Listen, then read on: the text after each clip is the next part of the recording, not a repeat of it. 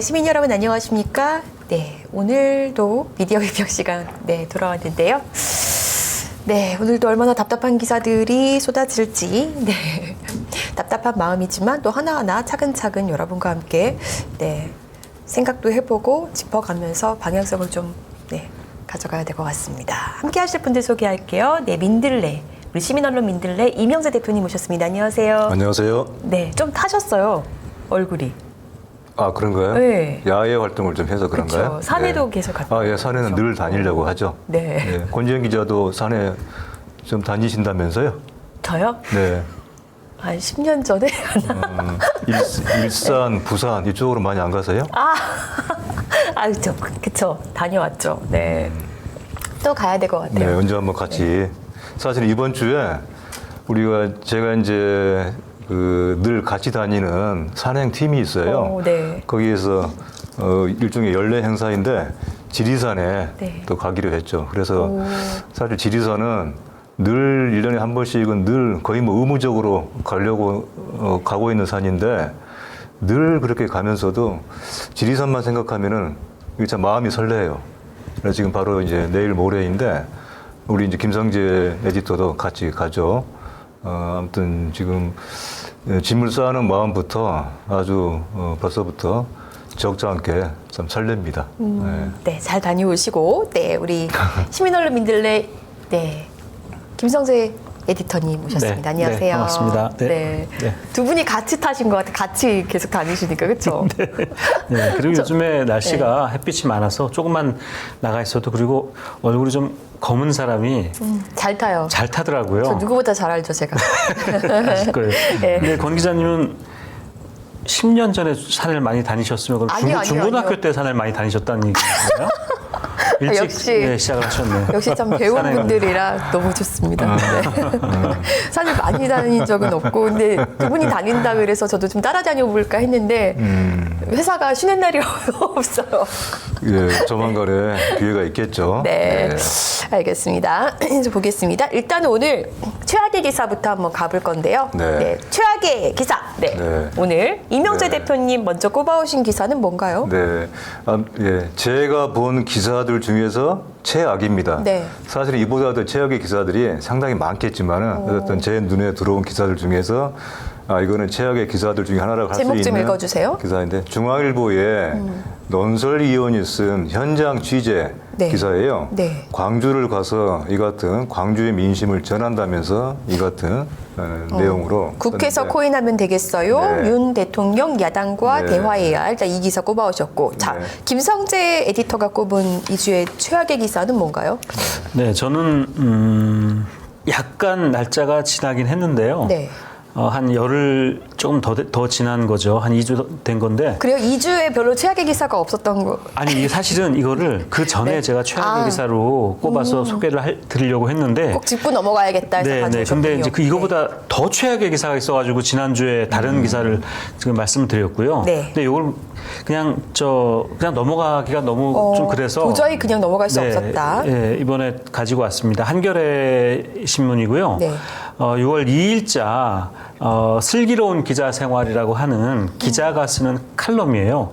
평기자가, 현장 기자가 쓰는 칼럼인데요. 좀 어린 기자가 쓴 것 같아요. 기자 생활한 잘 모르겠습니다. 이우연 기자인데 어린 기자인지 그건 잘 모르겠고요. 아무튼 그 문파가 개딸로 바뀌었을 뿐인데 라는 제목의 기사입니다. 네, 알겠습니다. 일단 하나하나 왜 이런 기사들을 뽑아오셨는지 좀 들어볼 텐데, 일단은 그러면 처음 시작을 누가 먼저 가위바위보로 시작해야 되나? 그러지 말고 우리 그래도 연장자시니까 왼쪽 먼저 왼쪽 먼저 이 기사 제목에 나타나 있는 것이 하나는 이제 코인 문제, 코인 투자 투기라고 지금 보고 있는 언론들에서 그 문제, 이건 민주당에 대한 비판이죠. 이게 국회에서 코인하면 되겠어요? 이게 누가 한 발언이라는 거예요? 이제 광주에서 만난 어떤 시민이 이렇게 얘기를 했겠죠.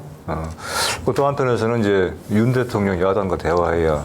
그러니까 일종의 양쪽을 다 같이 비판하는 우리 언론에서 전형적으로 보는 양비론적인 모두까기 그런 보도이죠. 근데 하지만 이게 진정한 양비일까? 사실은 대개의 경우는 양비론은 그 양비론 속에서 어떤 양비가 아닌 어느 한쪽에 대해서 결과적으로는 한쪽은 뭔가 정당화해주고 다른 한쪽에 대해서는 폄하하게 되는 그런 형식만 양비론일 뿐인 사실은 하나의 편향의 보도 그런 경우가 많은데 이 기사도 그런 전형을 보여주고 있다고 봤어요. 네. 그리고 우리 김성재 에디터가 꼽은 이주의 최악의 기사, 왜 이 기사를 문파가 개딸로 바뀌었을 뿐인데 라는 기사. 왜 이 이렇게 기사는 제목부터 문파, 개딸이라는 지금 말이 나오거든요. 네네. 기사를 쭉 읽어보면 제가 읽어보면서 한번 그 카운트를 해봤어요. 네. 뭐냐면 여기 보시면 이제 친노, 친명, 친문, 문파, 개딸 이런 용어가 제가 세봤더니 12번인가 13번이 나오더라고요. 네. 이 짧은 기사에. 이 친명이니 친노니 친문, 문파 이런 용어는 네. 저는 언론에서 최대한 쓰지 말아야 되는 그런 용어라고 생각을 하거든요. 왜냐하면 일종의 갈등을 조장하고요. 어떤 진영을 지칭하면서 그 진영, 친노, 친문 이런 그 진영의 그 갈등을 그리고 벽을 만드는 겁니다. 또 좀 심하면 어떤 순간에는 이게 혐오적인 표현이 되거든요. 네. 이런 표현을 칼럼에서 이렇게 너무나 많이 사용한 거예요. 그리고 제목까지 그렇게 네. 사용한 거예요. 한쪽 정치권을 굉장히 폄하하는 그렇죠. 모습인 폄하하는 거다. 거죠. 저는 우리 정치가 조금 더 뭐라고 표현할까요? 선진화라고 표현할까요? 조금 더 우리 정치가 좋은 정치가 되려면 친명인이 무슨 요즘 글쎄 수박 이런 용어도 있고요. 이런 상대방을 생각이 약간 다른 그런 상대방을 비하하는 표현이라든지 진영을 나눠서 그 진영에게 어떤 낙인이 될 수도 있고 이런 거를 씌우는 프레임을 씌우는 그런 것 때문에 굉장히 갈등이 심화하고 있다라는 생각을 하는데요. 이거를 언론이 오히려 이런 표현을 계속 쓰면서 조장을 하고 있는 네. 거죠. 그래서 최악의 기사로 네. 꼽아봤습니다. 보니까 설명을 들어보니까 한쪽 진영에 대한 폄하 그리고 왜곡 좀 낙인 이런 식으로 해서 굉장히 좀 안 좋은 인식을 그렇죠. 심도록 이렇게 네. 하는 기사다라고 하셨는데 사실 이제 국회에서 코인 하면 되겠어요? 이렇게 이제 광주 시민이 이렇게 물어본 이런 현장 취재 가지고 이렇게 쓰는 거 양비론을 가지고 또 핵심을 또 비껴나가고 네. 보도하는 거다. 이런 네. 주장이시죠. 그렇죠. 이런 설명이시잖아요. 예. 어때요? 이거보다 이게 더 나쁜가요? 어떻게 보이세요? 글쎄 우열을 가르기 힘든 정도인데요. 네.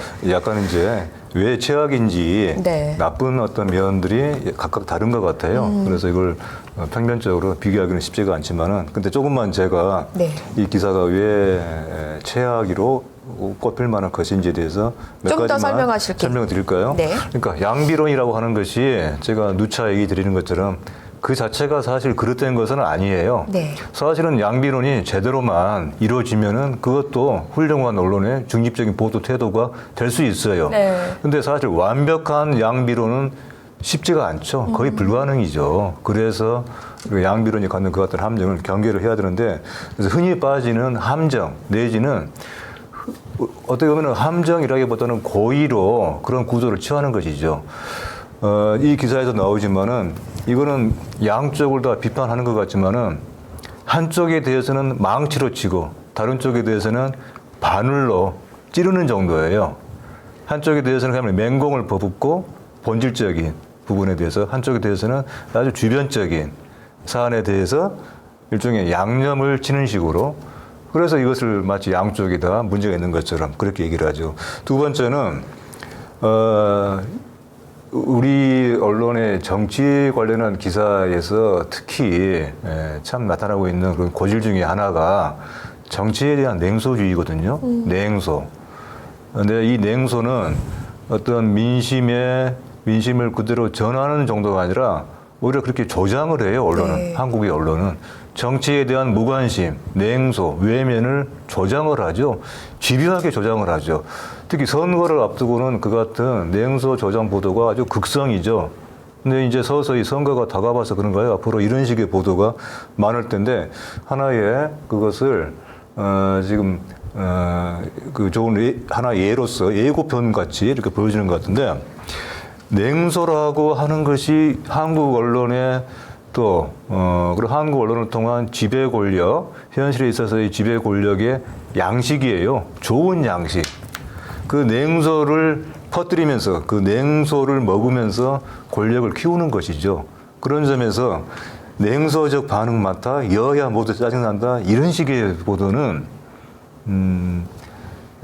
이 정치에 대해서 사람들이 관심을 끊게, 그래서 어떤 시비의 판단을 하지 않게 하는, 그래서 마치 이것이 국민들의 어떤 일반적인 어떤 여론이자 또 이것이 당연한 것처럼 얘기하는 것에서 매우 참 악성의 기사이다, 그 생각이 들고, 세 번째로는 여기 보면은 특히 이제 호남을 가서 네. 호남 지지율이 대폭 하락했다라고 하는 것을 지금 보여주고 있는데, 실은 제가 보기에 이건 지극히 정상적인 현상이에요.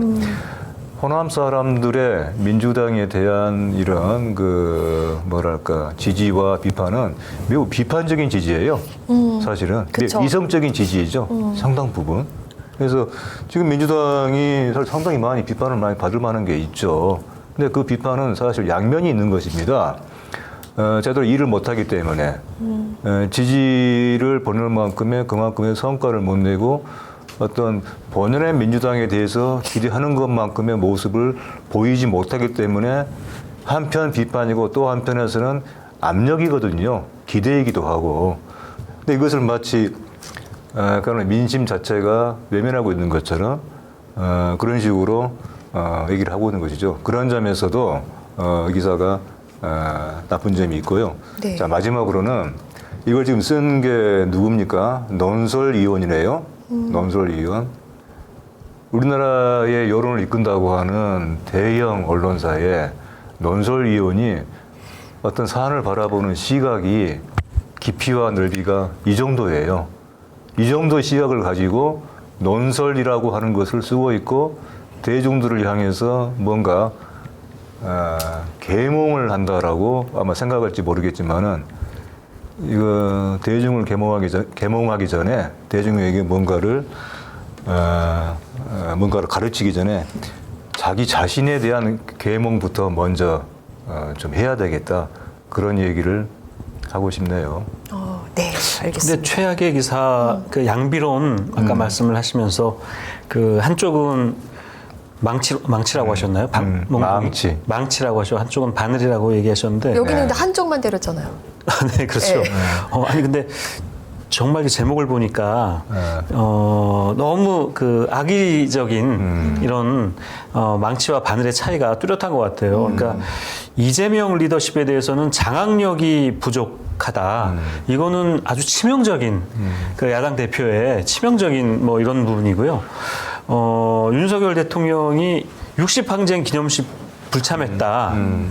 이건 정말 이건 뭐 그렇게 크게 이게 물론 좀 문제긴 하지만 윤석열 대통령에게 뭐 치명적이거나 뭐 이런, 사실 윤석열 대통령의 치명적인 어떤 비판은 할 게 너무나 많지 않습니까? 그렇죠. 네. 훨씬 더. 그러니까 뭐 외교 문제라든지, 외교 문제는 이거 얼마나 중요한 문제입니까? 우리 국가의 운명이 걸린 문제인데 지금 거듭되는 외교 그 굴욕 외교를 비롯해서 외교 그 실책 이런 부분들이 굉장히 많은데 얼마 전에 60항쟁 기념식 불참했다, 이 문제를 지적을 하면서 야당 대표는 장악력이 부족했다. 이거는 이 글을 쓴 중앙일보 논설위원회 어떤 그 의도가 너무 이렇게 속내가 비춰지는 그런 그 악의적인 그런 글인 것 같습니다. 근데 제가 이제 보기에도. 이재명 대표의 어떤 장악력 문제는 사실 주변의 어떤 상황이나 이런 것도 좀 고려해야 되고, 이거는 평가의 문제인 거고, 제가 볼 때. 네. 60항쟁 기념식에 불참한 거는 팩트잖아요. 안 갔어요.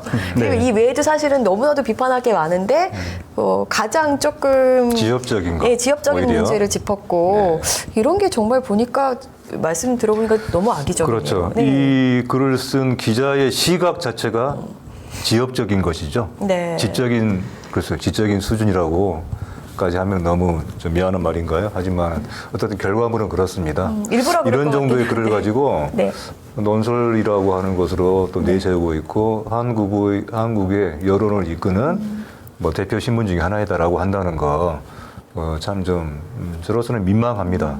얘기 듣다 보니까 어떻게 여기에 대한 부연 설명을 막 하실 수밖에 없는 상황이다 보니까 네. 좀 더 이 기사가 더 화가 나나 보시죠? 네, 네, 예. 제가 네. 그 사실 이 칼럼을 자세히 읽어보지 못했지만 네. 제목만 딱 봐도 네.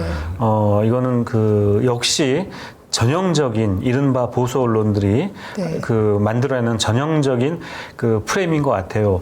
양비론 그리고 양비론을 빙자한 야당 때리기 그리고 그 뭡니까 그 정치에 대한 혐오 네. 조장 이렇게 해서 이거 딱 보니까 선거가 얼마 안 남았구나 이런 생각이 드네요. 정치 혐오 조장할 때쯤 되면 선거 시작되는 거거든요. 네. 오히려 이 뭐 문파가 개딸로 바뀌었을 뿐인데라는 이거는 사실 사람들이 조금 더 명확하게 한쪽만 이렇게 때리는구나 이렇게 좀 볼 수 있는 반면에 또 여기는 오히려 네. 좀 호도되기 또 쉬운 측면도 듣다 보니까 있는 것 같네요. 네, 근데 제가 이 문파가 개딸로 바뀌었을 뿐인데 이 기사를 사실은 한겨레 기사거든요. 네. 한겨레 기사인데 다른 언론들도요. 사실은 이런 그 기사나 칼럼이 사실 굉장히 많습니다. 네네. 많은데 제가 이제 특별히 한겨레 칼럼을 가지고 온 거고요. 그 이제 뒷부분을 읽어보면 그 정치 팬덤에 관한 이제 이야기를 써요. 그러니까 제목이 보여주는 게 문파가 개딸로 바뀌었을 뿐이라는 거는 문재인 정부 때 문파가 있었고 네. 이재명 당대표 민주당에는 이제 개딸이 있어서 네. 그 정치 팬덤 이게 막 극렬하다, 극성이다. 이거를 지금 얘기하려고 하는 거거든요. 정치 팬덤에 대한 부정적인 이야기를 지금 하고 있는 거예요. 네. 그래서 뒷부분에 보면 그 칼럼에 개딸과의 단절이 근본적인 해결책이 될 수는 없다. 그런데도 당이 분열과 적대의 목소리에 잠식된 것에 반성하는 이들을 민주당이 찾아보기 힘들다. 물론 그 이런 정치 팬덤이 가지고 오는 부작용이나 좋지 않은 측면이 있습니다. 근데 민주당의 문제가 지금 이 칼럼을 보면 민주당의 문제는 정치 팬덤 때문에 다 생기는 그런 문제로 지금 보고 있는 거예요. 민주당을 제대로 보지 못하고 있는 거죠. 민주당에 대한 적절한 비판이 아닌 겁니다. 그러니까 이런 식의 그 비판을 한겨레가 최근에 계속하고 있어요. 어떤 그 애정이나 굳이 애정을 가질 것까지는 없지만 어떤 그 야당을 비판할 때 이미 가지고 있는 역시 그 프레임 안에서 그 야당의 한쪽 면만 가지고 비판을 하는 이런 그 기사를 계속 그 내고 있더라고요.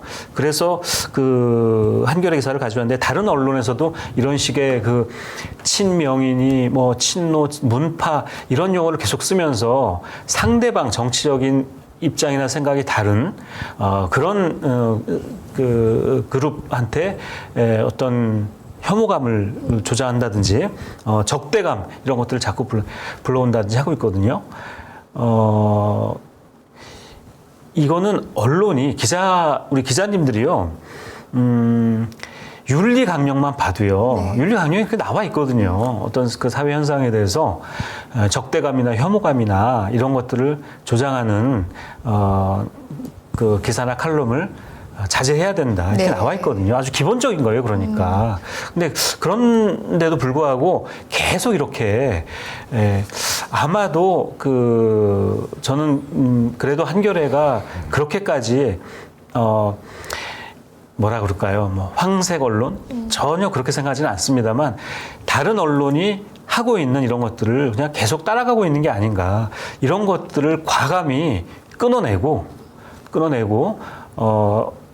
해야 정말 한겨레다운 모습을 보일 수 있을 텐데 그걸 잘 못하고 그냥 다른 언론처럼 이렇게 정치적인 어떤 프레임 안에 갇혀서 또 그 프레임 속에서 오고 가는 혐오적이고 적대적인 그런 용어들을 계속 쓰고 있다는 거에 대해서 굉장히 안타깝습니다. 네, 좀 편협하다는 생각이 들어요. 네. 사실 저는 이제 정치 팬덤이라는 말 별로 좋아하진 않는데 네. 그 정치 팬덤이라는 게 어쨌든 문파든 개딸이든 그 이제 정치에 대해서 굉장히 기대하기가 어렵다고 생각하는 시민들이 그럼에도 불구하고 개혁의 어떤 희망의 끈을 놓지 않고 본인들이 스스로 나서서 어떤 아래로부터의 개혁을 추구하기 위한 어떤 움직임들이 일어난 거잖아요. 저는 근데 사실은 그렇게 이런 어떤 그런 정치 팬덤을 지적하고 싶다면 그럼 이런 정치 팬덤이 왜 생길까? 일단 언론부터가 뭔가 기댈 때가 아니니까 이런 게 생겨나는 게 아닌가 이런 생각이 되게 많이 들었었거든요. 네, 그렇죠. 네. 그러니까 팬데믹이 갖고 있는 여러 측면이 있고요. 물론 이 속에는 우려되는 측면, 경계해야 되는 측면이 분명히 있죠. 팬이라고 하는 말 자체가 가지고 있는 그런 이중성이 있는 거잖아요. 어떤 지지이기도 하고 또 이상 열기이기도 하고 분명히 그런 점에 대한 지적은 할 만하죠. 근데 하지만 민주주의라고 하는 것이 뭐죠? 사실 포퓰리즘이라고 하는 말도 우리가 지극히 오용되고 있는데 민주주의의 바탕에는 일종의 포퓰리즘이 있는 거예요. 그것이 건전하게 발현될 때는 어떤 직접 민주주의이기도 하고 또 그것이 정치인과 그 정치인을 지지하고 비판하는 국민들 간의 이런 상호 소통을 통한 어떤 견인이기도 하고 정치 발전과 성숙의 연료이죠, 바탕이죠. 그런 것이 바로 민주정인데 포퓰리즘이라고 하는 매우 비하적인 말로 또 한편 또 이것을 팬덤이라고 하는 말로까지 연결지어서 이렇게 마치 희화화시키는데 문제는 맹목적인 팬덤이 문제인 것이지 맹목적인 팬덤 지금 대체로 우리 사회에 주로 어떤 분야 어떤 정치 집단에서 특히 나타나고 있습니까? 일체의 비판, 일체의 문제적, 일체의 이성적인 판단이 배제가 된 그 같은 정치 집단과 그 정치 집단을 지지하는 그룹들이 상당히 있죠. 사실은 그것이야말로 팬덤이라는 말을 붙이기도 아까울 정도로 그것은 그야말로 광신이잖아요. 광신이고 어떤 이해관계의 공동체, 폐쇄적인 그것이야말로 정말 경계할 광신적, 맹목적인 팬덤일 테인데 지금 우리가 보고 있는 것처럼 이같이 뭔가 정치가 좀 제 역할을 하지 못할 때 거기에 대해서 참여하는 시민으로서 보이는 건전한 시민적인 어떤 이런 문제의식에서의 그런 지지와 비판. 이거는 오히려 민주주의 발전을 위해서 곤장할 사항이죠. 이런 점에 대한 분별을 한다면은 이런 기사가 의미가 있죠. 그런데 과연 이 기사가 그런 것인가에 대해서는 우리 김성재 에디터가 지적하고 있듯이 좀 얕습니다. 좀 얄팍하다고 할까요? 네. 눈에 보이는 것을 너무나 쉽게 단정을 하죠. 표피적인 것만 보고. 아주 좁은 대롱 같은 시야로 이 사안을 바라보기 때문에 이것이 어떤 보편적인 그런 공감을 합리적인 어떤 그런 수긍을 얻어내기가 어렵다. 그리고 그런 점을 지금의 이 기사의 출처의 이 신문에서 특히 정치 기사에서 많이 좀 보이고 있어서 안타깝다. 그 점에 있어서는 참 동감입니다. 네, 저는 항상 이 최악의 기사 꼽는 코너 괜히 만들었나 이렇게 생각도 갑자기 드는데 위열을 가리기가 좀 어렵기도 하고 비교 대상이 조금 정치를 이렇게 하시죠. 네. 자, 최악의 기사를 꼽고 네. 더 최악의 기사 그렇게 하기로 하죠. 아, 그럴까요? 최악과 네. 더 최악. 어떻게 두 분이 한번 의논해 보세요. 어떤 게 더 최악인 것 같으세요? 저는 최악으로 만족할게요. 아니 네. 근데 이 중앙일보 기사 보니까 네.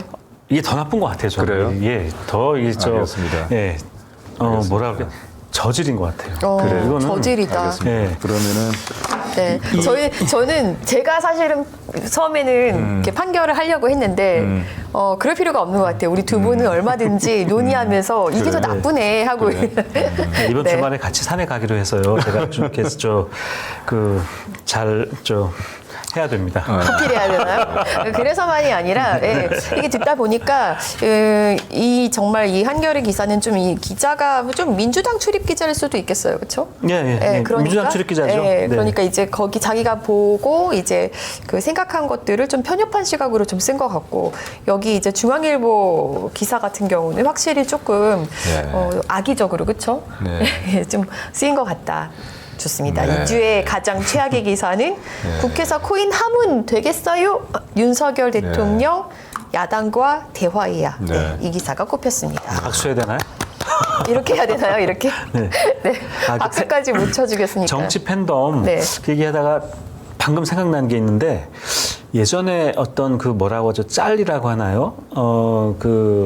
누가 이제 영상을 이제 컷을 해서 이렇게 SNS에도 이렇게 돌고 했던 게 있는데 대구의 어떤 시장에서 시장 상인이 이제 그런 얘기를 하는 걸 아마 제 기억으로는 방송에 나왔던 것 같아요. 네. 지상파 방송에 나왔던 장면인데 시장에서 장사를 하는 아주머니가 그때 아마 새누리당인가 그 시절이었는데 국힘당이 아니라 이렇게 물어보니까 우리는 무슨 일이 있어도 새누리당이 무슨 나쁜 짓을 해도 우리는 다 새누리당 찍어요. 이런 이야기를 하는 게 자막하고 그렇게 나온 적이 있거든요. 거의 신앙이네요. 그러니까 묻지도 않고 따지지도 않고 그냥 선거 때 그냥 새누리당 찍는다는 거예요. 아니, 이런 게 정말 그 문제가 되는 정치 팬덤? 이런 거지.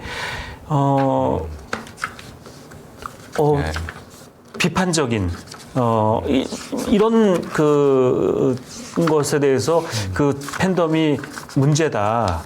이렇게 우리 기자님들이 그렇게 생각하지 않으셨으면 좋겠어요. 좀 제발. 네. 네. 그러네요. 네, 그런 데가 됐네요. 맹목적인 것과 네. 비판적 지지와 좀 다르죠. 네. 네, 이런 것들을 가려야 될 것 같고요. 네, 다음 보겠습니다. 이 사진을 가져오셨어요. 네, 네. 이 사진을 보면 네, 네. 어떤 게 이 느껴집니까? 사진이 일단 어떤 사진인지 설명 좀 해주세요. 네, 이게 이제 네. 윤관석 그 이성만 의원에 대한 국회에서의 그 체포 동의안 네.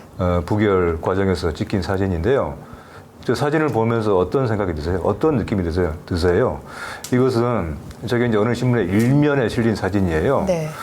사진을 통해서 많은 걸 얘기합니다. 네.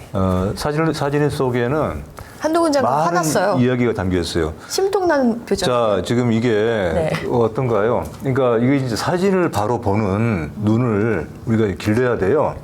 독자들이 이게 무심코 지나치기 쉬운데 저 사진의 구도를 보면요. 일단 왼편에 저 한모 씨가 앉아 있죠. 네. 법무부 장관이라고 하는 이름으로 불리는 직함으로 불리는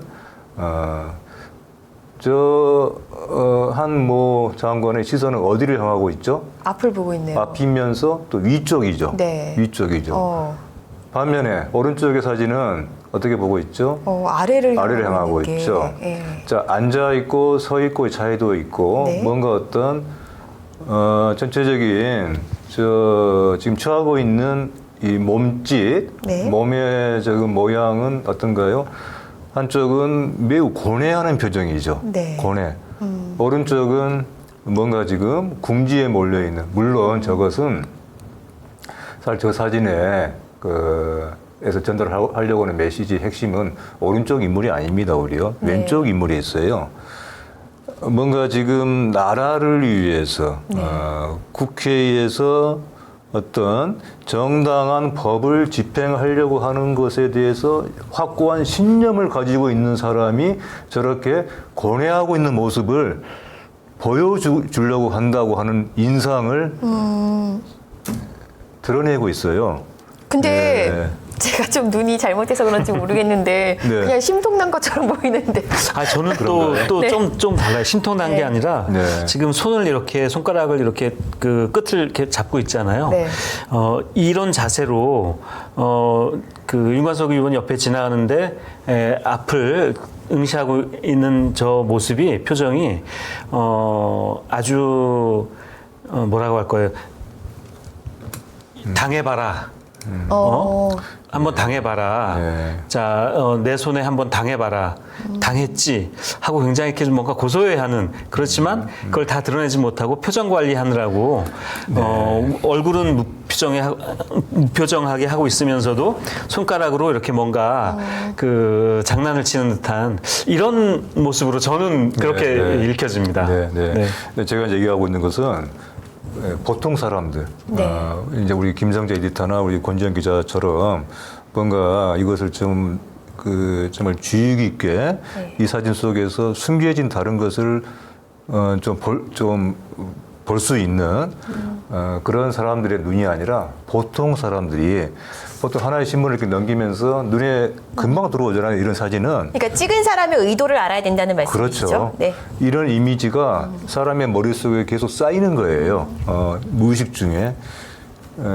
사진 하나가 말하려고 하는 거, 말하고 있지만은 잘 알아채지 못하는 거. 그 사진이 전하는 이런 뭐 나쁘게 말하면은 상징 조작의 이런 위험성에 대해서 이 한 장의 사진을 통해서 적자는 것을 알 수가 있다는 거예요. 사실 그냥 얼핏 보면은 그 네. 찍은 사진 사람은 그런 걸 의도했을 것 같은 거예요. 그러니까 네. 그 어떤 그냥 얼핏 보면 이렇게 느껴져요. 이렇게 네. 선생님이 네. 화가 나서 이렇게 딱 앉아 있는데 학생이 뭔가 잘못한 것처럼 이렇게 그렇죠. 네, 지나가는 예, 듯한 이거는 이제 인상. 촬영 기자의 시각도 담겨 있지만은 네. 많은 사진이 찍혔겠죠.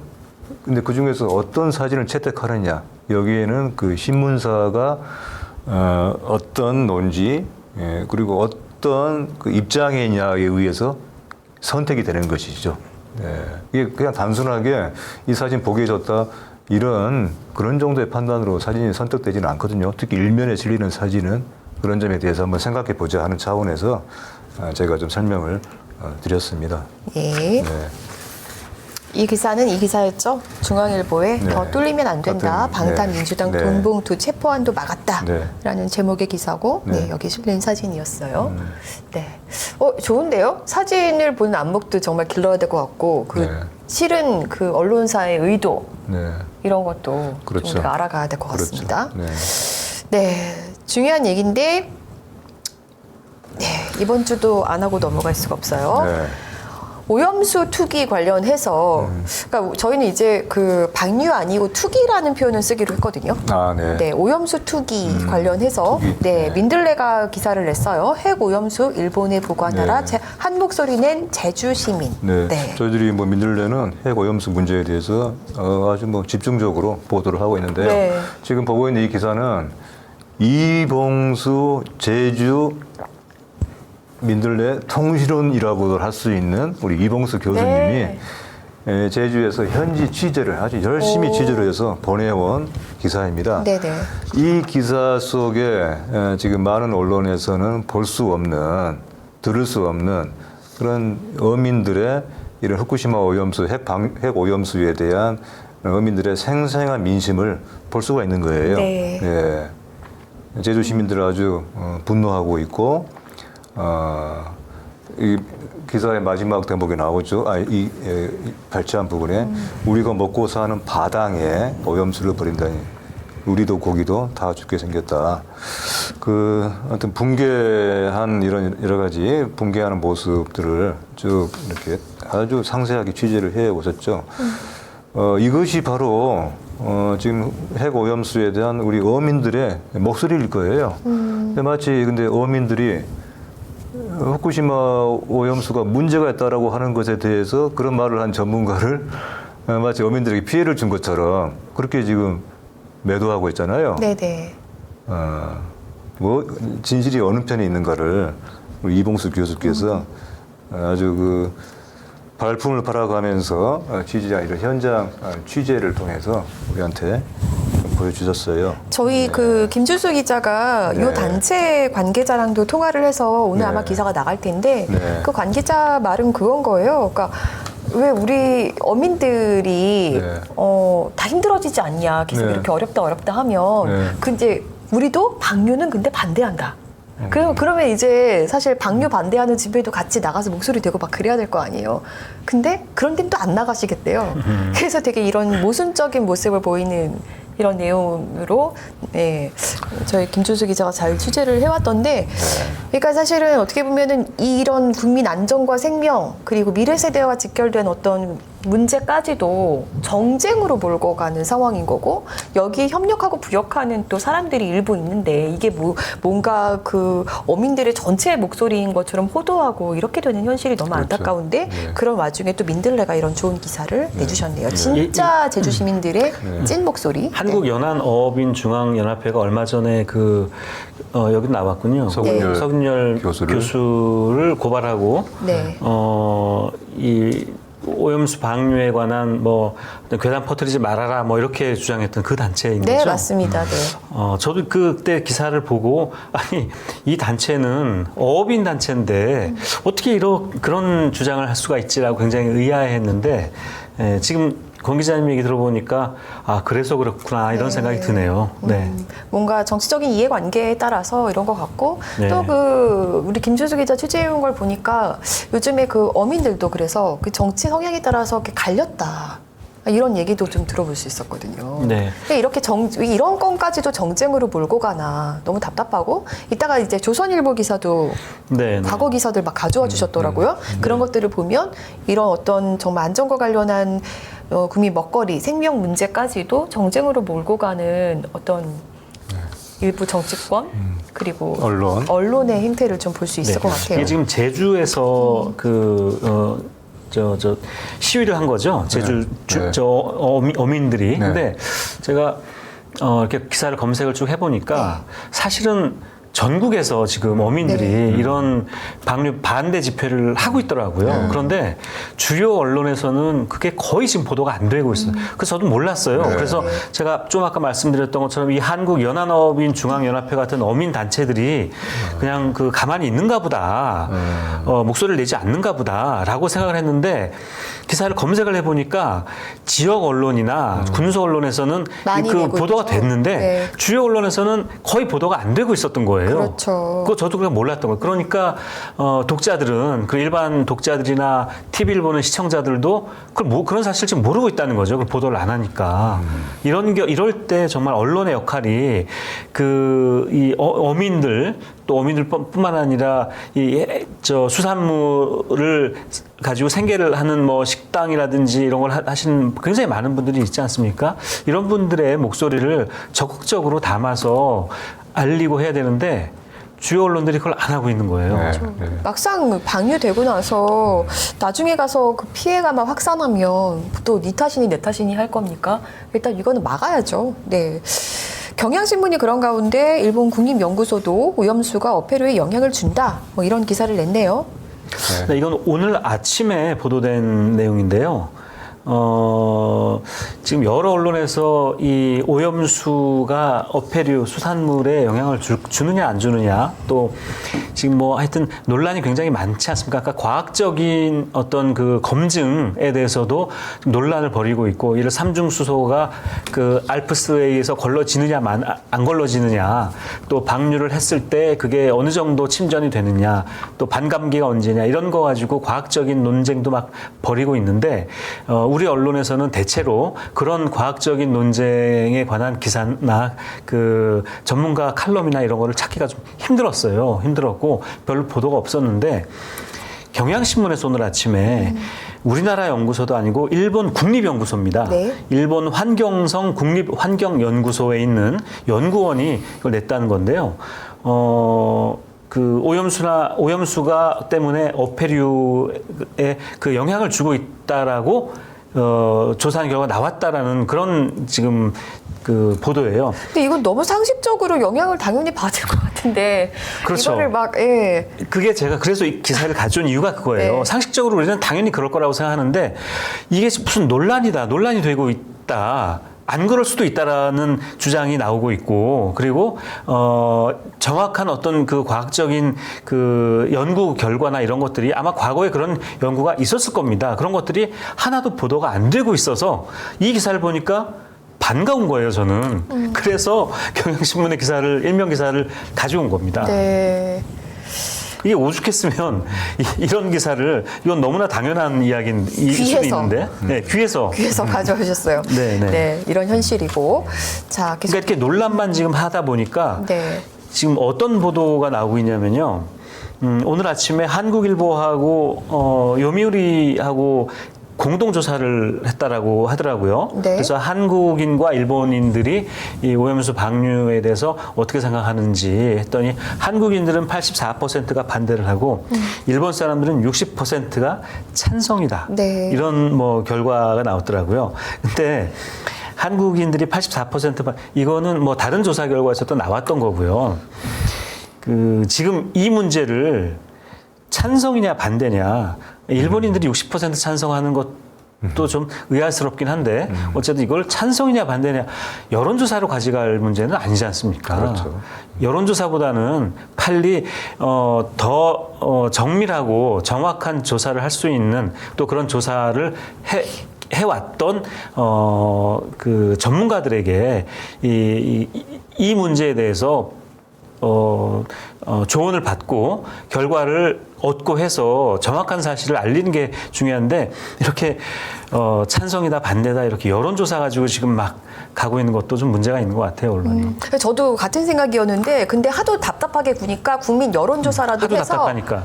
답답하니까 나중에는 생각이 좀 바뀐 게 이걸 지금 여론조사할 일이야 이렇게 생각했다가 저도 네. 차라리 국민 여론이 이러니까 대통령이 나서지 못하겠으면 국민 핑계라도 좀 대라 이렇게 예, 이런 마음으로 그렇죠. 예, 순기능도 그런 생각이 있죠. 네, 그런 생각이 이 조사 들더라고요. 말고 85%가 좀 넘게 나온 여론조사가 이미 전에 나왔어요. 그쵸, 네.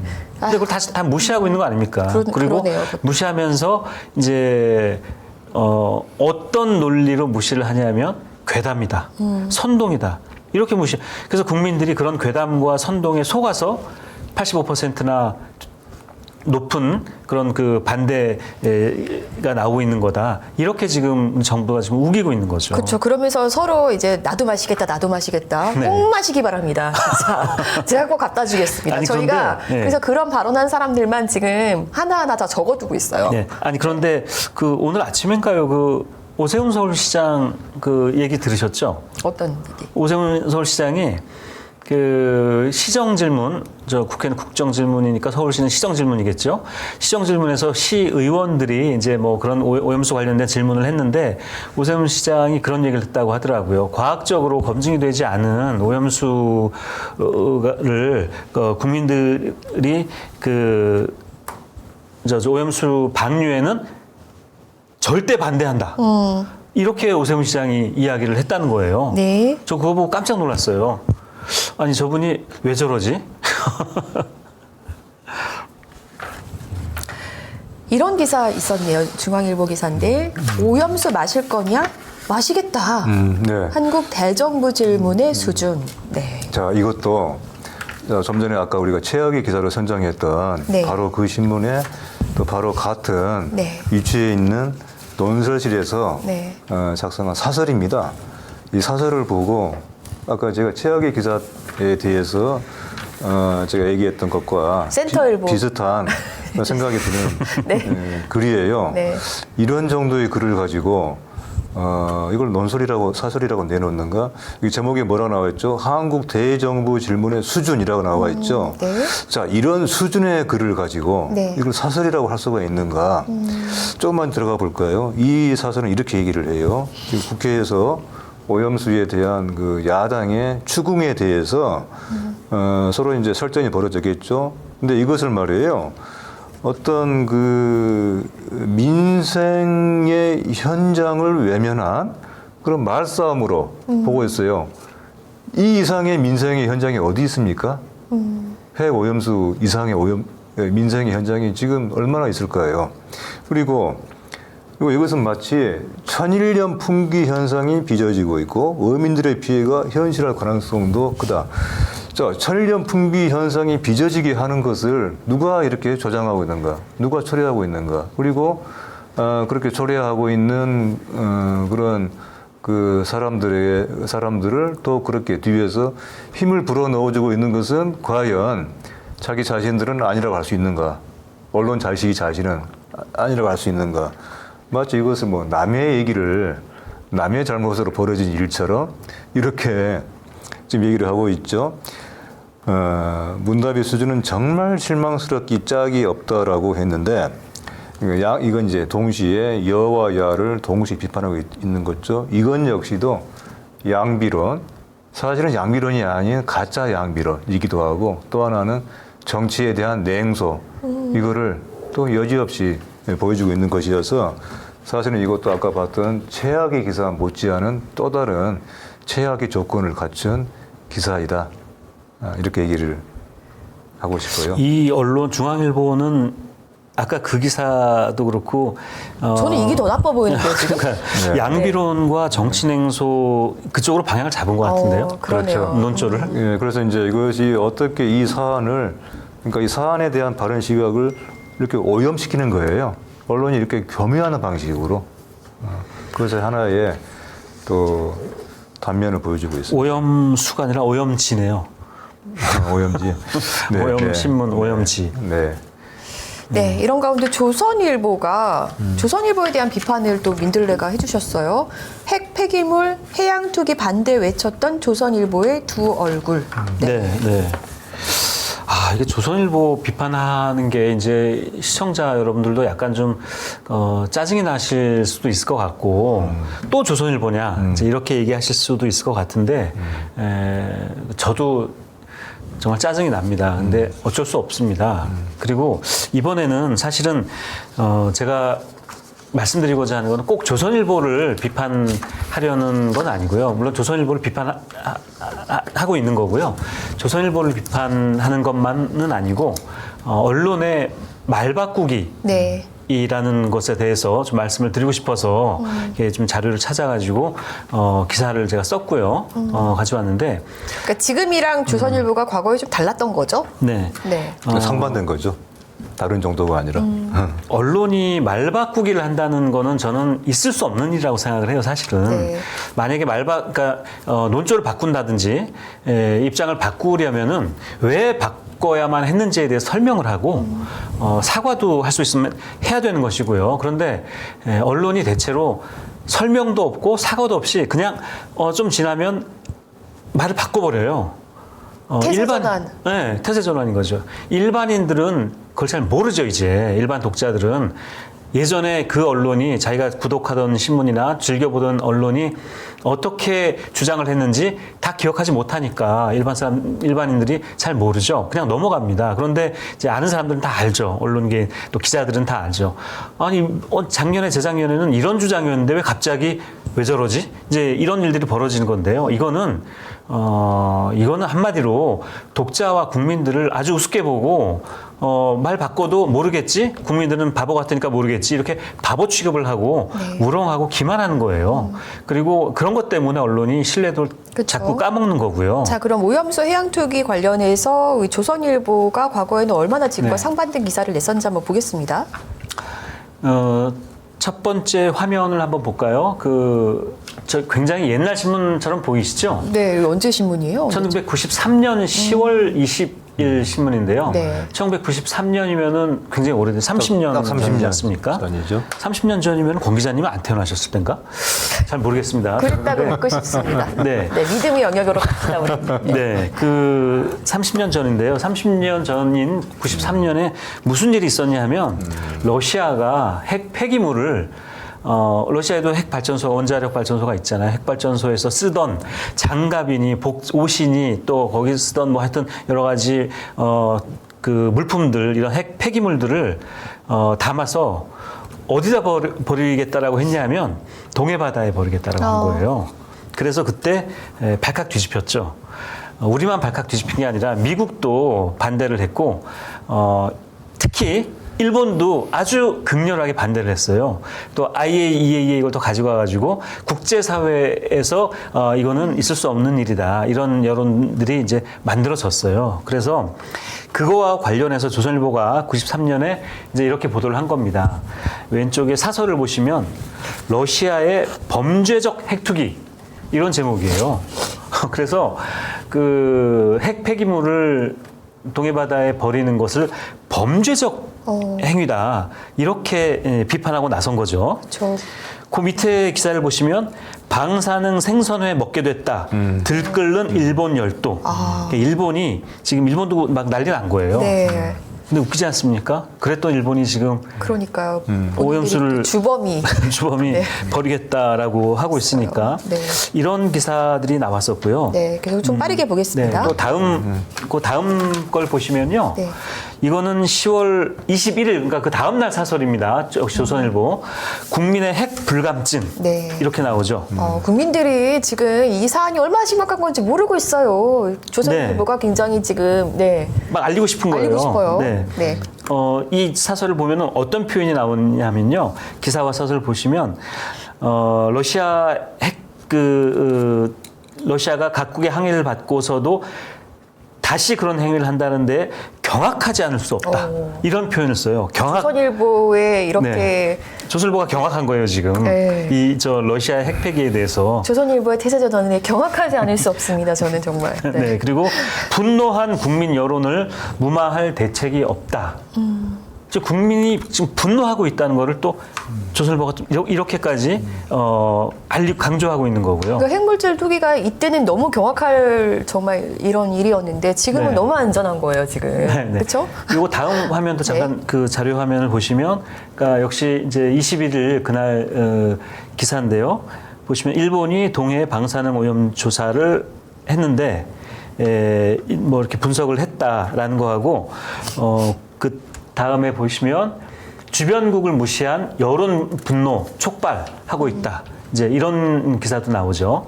어떻게든 조선일보는 지금 이 상황에 대해서 여론이 지금 분노하고 있고 경악스럽고 이러면서 굉장히 비판적인 러시아를 비난하는 그런 논조의 기사를 이틀 연속으로 굉장히 사설까지 해서 굉장히 많이 썼고요. 자료 화면이 또 있는지 네, 모르겠습니다만은 또 있나요? 네. 보시면은 저 조선일보 그 여론광장이라는 그 독자 지면이에요. 네. 그래서 독자들이 의견을 보내온 건데 여기 보면 맨 왼쪽에 그런 게 있죠. 러시아 핵 폐기물 투기 파렴치함에 분노스럽다라는 독자 네. 칼럼도 지금 받아놨고요. 오른쪽에 보시면 유명한 이규태 코너 이분이 지금은 이제 아마 돌아가셔서 칼럼을 안 쓰시는 분인데 조선일보의 이규태 코너가 굉장히 유명했죠. 여기 보면요. 제목이 핵생선입니다. 핵생선. 핵생선. 네, 그러니까 딱 제목을 보시면 알겠죠. 이분의 요 칼럼의 내용이 요지는 뭐냐면 짧게 말씀드리면 미국의 어떤 그 캘리포니아인가요? 어디 호수가 하나 있는데 네. 호수에 살던 백조가 떼죽음을 당했다는 거예요. 그래서 조사를 했더니 그 살충제를 모기나 이런 게 너무 많아서 살충제를 뿌렸는데 살충제의 그 독성 농도도 굉장히 희석시켜서 다 뿌려서 아무 일 없을 거라고 생각하고 뿌렸는데 5년 뒤에 백조들이 싹 다 죽었대요. 그래서 조사를 해봤더니 백조가 물고기를 먹었고 물고기는 작은 물고기를 먹고 작은 물고기는 그 플랭크톤을 먹었는데 플랭크톤이 그 독성 물질을 먹고 그 독성 물질을 먹은 플랭크톤을 많이 먹은 물고기들이 이제 그 몸에 쌓인 겁니다. 이게 쌓여서 결국엔 백조까지 다 죽은 거예요. 만약에 사람들이 그 물고기를 사람이 먹었다면 그런 일이 벌어졌겠죠. 이제 그런 지점을 강조하면서 살충제보다 비교할 수 없을 정도로 위험한 방사능 물질을 동해에 폐기하겠다는 러시아에 대한 규탄의 칼럼을 쓴 겁니다. 네. 이 규태 칼럼 저널리스트가. 사실 저는요 그런 생각이 들어요. 지금 인간 중심으로 돌아가고 있으니까 그렇지만 말 못하는 물고기들은 얼마나 황당할까요? 그렇죠. 자기들은 정말 원치 않는데 우리를 발살시키려고 네. 하나 네. 이런 생각도 들고. 자, 그래서 93년도 30년 전이지만 거의 지금과 비슷한 상황에서 조선일보가 딴소리하고 있는 걸 이제 보셨고요. 그렇죠. 와. 지금 이번에 후쿠시마 오염수 이 문제에 대해서도 사실은 2년 전에 좀 다른 소리를 했어요. 그렇죠. 네, 보겠습니다. 그래서 보시면 이게 21년도 4월 달 그 기사인데요. 이건 과거 거는 정말 30년 전이라고 하지만 이거는 불과 지금 2년 전이에요. 네. 네. 제목이 일본 생선 얼씬도마라는 제목으로 저 조선일보 얼씬도 마 하고 싶네요. 언론계. 예, 마트에서 일본산 수산물을 판매하지 않는다라는 이런 그 문구가 있는 팻말을 사진으로 찍어서 조선일보는 이때는 그 오염수로 인해서 생기는 그 일본 그 수산물의 문제를 지금 그 국민들한테 이렇게 널리 그 알리고 있는 그런 보도입니다. 네. 그리고 또 있죠? 네. 이거는 사설인데요. 4월 14일 그러니까 2021년 3월쯤에 일본이 방류를 하겠다라는 결정을 공식 발표를 했던 때였어요. 네. 그래서 그때 문재인 정부 때였죠. 문재인 정부 때 이제 그 정치권에서도 그 반대가 심했고 이 사설에서는 제목을 보시면은 일본 후쿠시마 오염수 방류 결정 인접국 불안을 배려하지 않았다. 일본이 이제 이렇게 얘기하면서 일본 정부가 다른 대안이 전혀 없어서 불가피하게 오염수를 방류한 것으로 보기는 힘들다. 그러면서 일본 정부가 성의만 있다면 비용이 더 들더라도 방류를 뒤로 늦출 수도 있었을 것이다라고 이제 얘기를 합니다. 그리고 삼중 수소가 걸러지지 않는다라는 사실도 조선일보가 사설에서 썼어요. 이렇게. 근데 아시겠지만 지금 그 일본이 이렇게 오염수를 바다에 방류하기로 결정한 이유는 다른 그 오염수 처리 방법이 있음에도 불구하고 방류하기로 결정을 한 거 아닙니까? 네. 비용 때문에. 비용을 아끼려고. 네. 그러니까 일본이 돈을 아끼겠다고 이거를 바다에 버린다는 게 이게 정말 말이 안 되는 거죠. 그러니까요. 네. 21년도까지는 이렇게 조선일보까지도 이런 그 오염수 방류에 대해서 반대를 했고요. 그 당시에는 아마 국민의힘도 반대를 했었던 걸로. 반대했죠. 국민의힘도. 규탄 결의문 이런 것도 맞습니다. 제가 낸 걸로 알고 있습니다. 네. 그때 김기현 지금 대표죠. 김기현 대표를 포함해서 여러 국민의힘 의원들이 그 국회에서 이렇게 나가서 권성도 의원도 있었고, 네. 뭐 정점식 의원 뭐 여러 그렇죠. 명 있었죠. 네. 네, 그때는 이제 국힘당. 새누리? 그때도 국힘당이 아니었나요? 국힘당도 이름이 반대하고. 하도 많이 바뀌어서 언제 어떻게 바꿨는지 이제 헷갈리고 있어요. 그렇죠? 네. 조선일보도 반대하고 다 반대를 했었는데 자 이제 23년이 되니까 정권이 바뀌니까 윤석열 정부로 바뀌고 윤석열 정부가 일본에 대해서 지금 굴욕적인 자세를 보이고 있고 굴욕적으로 그 일본의 방류 결정에 대해서까지 거의 뭐 오케이를 하고 이러니까 조선일보도 얼굴을 싹 바꿔서 문제 없다. 그리고 그 방류 때문에 생기는 뭐 수산물 오염이나 이런 것들은 다 괴담이다, 선동이다 이렇게 지금 몰고 가고 있는 거죠. 이렇게 입장을 바꾸는 게 이게 정말 그 언론이 처음에 제가 30년 전 거를 보여드렸는데 30년 자료를 제가 찾으면서 그런 생각까지도 했어요. 그래 30년 전이니까 또 그 상황을 잘 봐야 되겠구나. 그때는 너무 오래 전이니까 상황이 좀 다를 수도 있겠구나. 라고 이제 분노를 억누르면서 좀 참자. 우리가 조금씩 더 양보를 해서 한번 조선일보를 이해하도록 노력해보자. 라고 했다가 이 불과 2년 전에 이런 그 입장이었다가 2년 만에 이렇게 또 바뀌는 걸 보고 2년 사이에 핵 폐기물은 안전하다는 뭐 이런 연구 결과가 대대적으로 나왔나 보죠? 참나. 네. 그래서 그 조선일보뿐만 아니라 다른 언론 중에도 몇몇 언론들이 이런 언론들이 있습니다. 네. 그래서 그렇죠.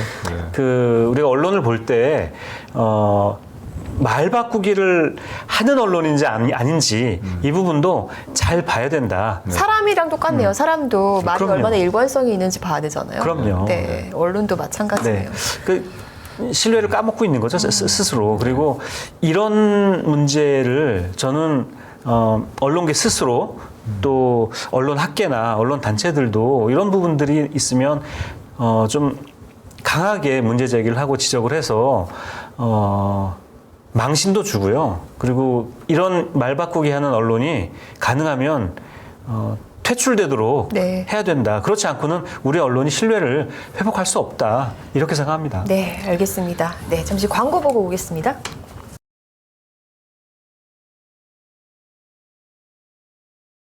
시민이 만드는 사회 공익 채널 시민언론 더 탐사 다시 시작합니다.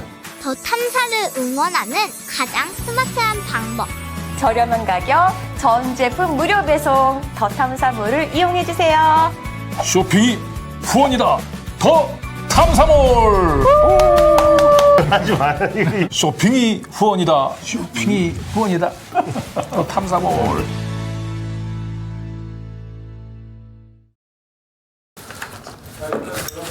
네. 네, 오늘은 닭갈비인데 우리 너무 맛있어 보이잖아요. 오늘은 눈으로만 먹어야 돼요. 젓가락을 안 주셨어요. 젓가락이 없어요. 네. 손가락이 네. 있지 않습니까? 네? 손가락이. 이 방송만 아니면 제가 그냥 이렇게 먹어보겠는데. 네. 네. 예, 오늘 소개해드릴 이 상품은 퀵킷에서 나온 매콤 한입 춘천식 닭갈비인데요. 네. 참 간편하고 제대로 퀵하게 그러니까 이시라고 하는 게 이제 먹는다 이트 할 수 있는 간편식 브랜드입니다. 이 닭봉이라고도 하는 닭날개 살은 닭 다리만큼 육질이 지방이 적고 육즙이 풍부하다. 그리고 부드럽고 도톰한 닭 안심도 함께 사용해서 더욱 푸짐하다 이렇게 되어 있고요. 그 뼈가 없이 순살로만 되어 있어서 이름 그대로 매콤 한입이다. 아주 간편하고 포만감이 들게 드실 수 있습니다. 국내산 생양파를 사용한 맛깔나는 태양초 고추장, 양념으로 잡내 없이 깔끔하게 맛있는 퀵킷 매콤 한입 춘천식 닭갈비. 지금 더탐사몰에서 한 팩만 사셔도 무료 배송입니다. 특히 두 팩에는 20% 할인 가격으로 지금 제공되고 있다고 하네요. 그래서 350g짜리 한 팩에 1,600원. 네, 두 팩에는 20% 할인된 16,900원. 쇼핑이 후원이다. 더 탐사몰. 드셔보시죠. 네, 맛있어요. 네. 잘 드세요. 예. 전 보통 이명재 대표님 광고 이렇게 하실 때 나오면 잘 안 먹었거든요. 근데 한 번 먹어보고 몰래 한 번 먹어봤는데 너무 맛있어서 지금 계속 혹시 먹고 있는데. 그러네요. 지금 다 먹었어요. 제가 닭갈비를 참 좋아해요. 왜냐면 이게 사실 뭐 닭갈비 싫어하는 사람들 별로 없겠지만, 근데 먹어보니까 이게 뭔가 어떤 식감이 이 고기가 참 뭐랄까 안 드세요? 단단하게 알차네요. 알차요. 그래서 추천을 하고 있고요. 조금만 더 제가 닭갈비라고 하는 음식에 대해서 조금만 좀 말씀드려도 될까요? 닭갈비에 대해서도 연구를 하셨군요. 아니, 연구까지는 아닌데, 사실은 이제 우리가 이제 음식에는 특히 어떤 지역의 특수한 음식은 다 이제 그 어떤 그 지역의 역사와 문화와 거기에 사는 사람들의 어떤 삶이 담겨 있는 것이거든요. 닭갈비도 그 중에 하나인데, 그 갈비라고 하는 것은 대체로 우리가 이제 쇠고기나 돼지고기를 흔히 그 얘기를 하는 거잖아요. 근데 춘천에서 닭갈비를 먹게 된 것에는 어떤 서민들의 애환이 있었죠. 아시죠? 이제 그런 돼지고기나 닭고기, 쇠고기를 먹기 힘들 때, 근데 하지만 뭔가 갈비라고 하는 어떤 그런 이름의 갈비를 먹고 싶을 때, 그래서 이제 그걸 닭갈비라고 하는 이런 식으로 조리를 하게 된 것이죠. 그래서 우리 어떤 서민들의 애환 또 그런 가운데서도 지혜, 그러니까 어떤 조건 속에서도 거기에서 최선을 찾아내려고 하는 우리 어떤 춘천 사람들의 어떤 슬기 이런 것이 여기 좀 담겨 있어서 좀 닭갈비를 먹을 때마다 참 이거를 맛있게 먹어야 된다고 하는 그런 어떤 사명감 같은 것을 또 좀 갖게 되죠. 예. 너 오늘 사명 완수. 예. 네. 한 입만 더 먹어볼까요? 이명재 너무 대표님 그 말씀 하신 동안 우리 다 먹었어요. 그러니까요. 열심히 먹었습니다. 이 태양초라고 하는 것을 보니까 그 요새 이제 그 아프리카 추장들이 있잖아요.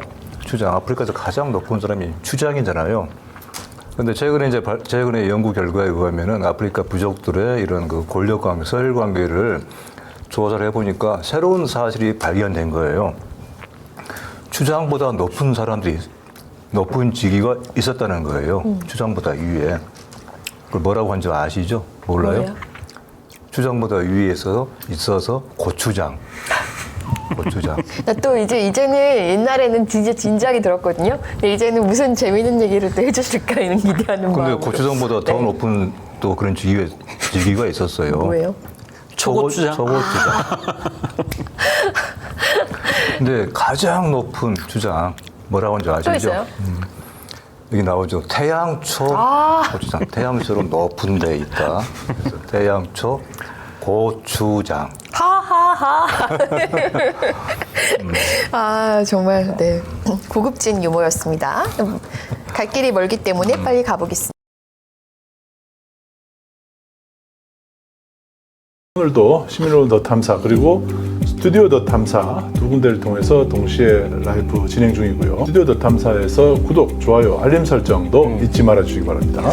예, 그리고 스튜디오 더 탐사 스태프들이 저한테 간곡히 부탁을 했습니다. 예, 스튜디오 더 탐사 구독과 함께 슈퍼챗 후원도 아마 부탁드리도록 하겠습니다.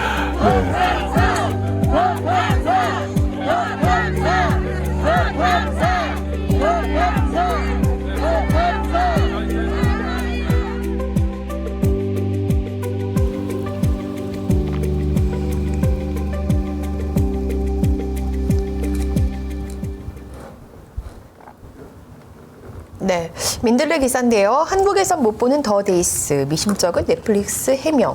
이게 후쿠시마 사태 다룬 일본 드라마잖아요. 근데 이게 지금 한국에서만 방영이 안 되는 거죠? 네, 네. 네, 혹시 보셨어요, 두 분? 아니요, 저는 이런 드라마를 있다는 것을 이 기사를 보고 알게 됐어요. 아, 그렇구나. 네. 저도 유튜브에 예고편이 나온 게 있더라고요. 네. 네, 그것을 봤는데 되게 재밌을 것 같더라고요. 이 예고편을 봤더니. 네. 그래서 이거 언제 하나 저도 찾아봤는데 저 기사 찾아보니까 넷플릭스에서 방영 않기로 했다라고 그래서 한국에서만? 오, 네. 왜? 왜요? 그래서 이 기사를 보면요, 민들레에서 기사를 썼는데 왜 한국에서 저거 안 하냐라고 했더니 네. 그 영화는 그 영화 등급을 매기지 않습니까? 네. 그래서 그 영화 등급 매기는 영등위라고 있죠. 영화 등급위원회인가요? 있는데 영등위에 등급 신청을 네. 하지 않고 이렇게 넷플릭스 같이 굉장히 거대한 그 플랫폼 회사 그 콘텐츠를 스스로 만들기도 하는 이런 회사에서는 그 등급 판정 신청을 하지 않고 자체 등급 분류 신청을 하려고 그 신청을 안 했고 그리고 나서 아무 답이 없었던 거예요. 그러니까 그 영화를 상영하겠다 안 하겠다 얘기를 안 하고 한국에서 그리고선 그냥 사라져 버린 거예요. 네. 그래서 이게 저 넷플릭스에서 상영이 될 거다라는 예고편을 그 전에 본 그 사용자들이 이거 굉장히 재밌겠다. 뭐 댓글도 달고 그리고 그 정보 어떤 내용인지 왜 넷플릭스 들어가면은 이렇게 짧게 설명도 나오고 하지 않습니까? 이런 것까지 다 달아놓고 해서 그거를 이제 보고 영화 어떤 내용인가 이렇게 보려고 들어갔던 사람들이 그게 갑자기 다 사라져 버린 거예요. 예고편마저도요? 네, 예고편하고 거기에 달린 댓글이나 설명까지도? 이런 것까지도 다 사라져 버린 거예요. 사실 이게 재미를 떠나서도 재미도 재미지만 지금 때가 때인 만큼 굉장히 큰 반향을 일으켰을 드라마인데. 네, 그 예고편을 보면 굉장히 리얼해요. 그래서 그리고 배우도 굉장히 일본의 유명 배우들이 네네. 많이 나오고 이게 2021년인가요? 그 후쿠시마 21년이 아니라 20년? 20년인가요? 그때 있었던 그 장면을 거의 실제처럼 네. 이렇게 무대도 그렇게 만들고 CG도 그렇게 해서 후쿠시마에서 그러니까 쓰나미가 몰려오고 지진이 나고 지진이 아마 매그니튜드 9인가 그랬던 걸로 제가 알고 있는데요. 네. 그걸 그대로 연출을 했더라고요. 그래서 실감 나고 근데 그 이후에 이제 어떤 일들이 벌어지고 이거를 일본에서 그 도쿄 전력이 네. 어떻게 수습에 나섰는지 이런 것들을 담은 영화인데 이게 이제 갑자기 한국에서만 상영 안 하겠다라고 하니까 일단 그럼 왜 안 하느냐? 왜 안 하는지 명확한 해명도 없고 그러니까 사람들이 또 이제 의혹을 갖게 되는 거죠.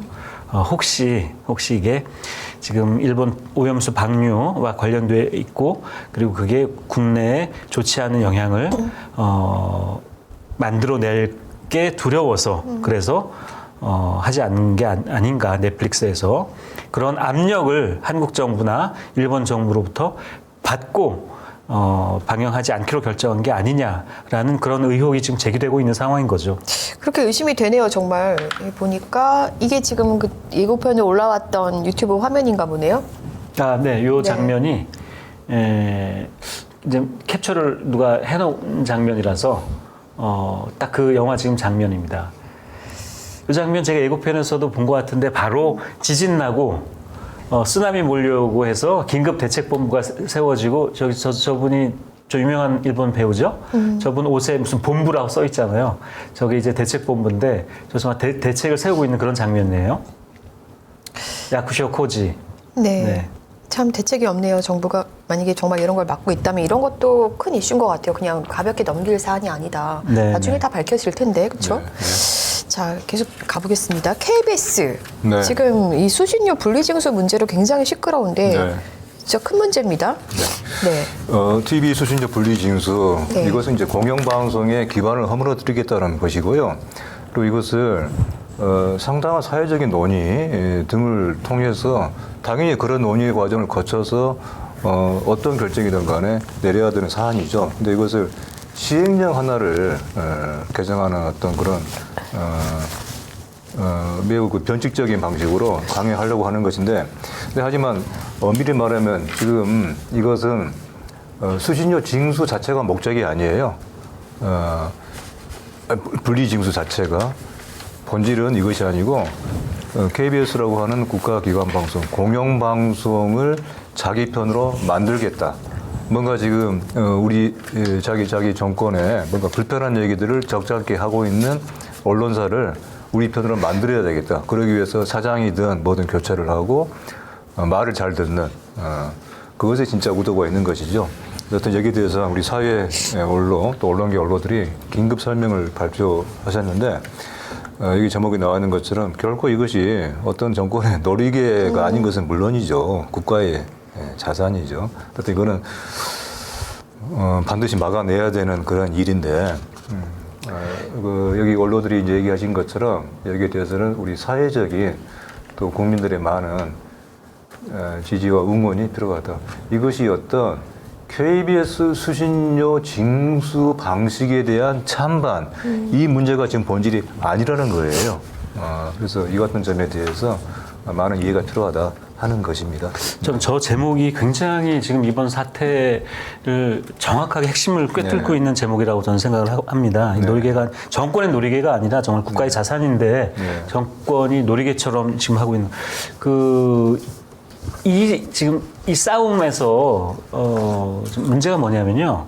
KBS 시청료 지금 수신료 징수에 대해서 사실은 사람들이 이거 분리 징수해야 되는 거 아니냐라고 생각하는 사람들이 꽤 많다는 거예요. 왜냐하면 이게 굉장히 오래전부터 전기세 고지서에 같이 붙어서 나왔는데 아시지 않습니까? TV 보는 사람 없다. 뭐 이거 아닙니까? 누가 지금 KBS 텔레비전 보냐? 지금 다 뭐 아까 봤던 그 넷플릭스 보고 OTT 보고 유튜브 보지. TV 보지도 않는데 왜 수신료 내라고 하냐? 뭐 이런 것 때문에 수신료에 대한 불만이 지금 많은 상태인 거예요. 이제 그걸 아마 노리는 것 같아요, 이 정부가. 근데 이거는 수신료를 내느냐 안 내느냐 정말 그런 문제가 아니라, 수신료를 가지고 이 정부가 KBS라는 공영방송을 흔들겠다. 네. 이런 문제라고 보는 것이 본질을 보는 거죠. 언론들도 이 문제에 관심들을 많이 갖고 있겠죠, 당연히. 네, 보도가 많이 그래도 나왔을 것 같은데 이 보도를 가져오셨어요? 수신료 분리 수상한 여론, 경향신문 보도. 이게 이제 조금 아까 말씀드린 그런 부분인데요.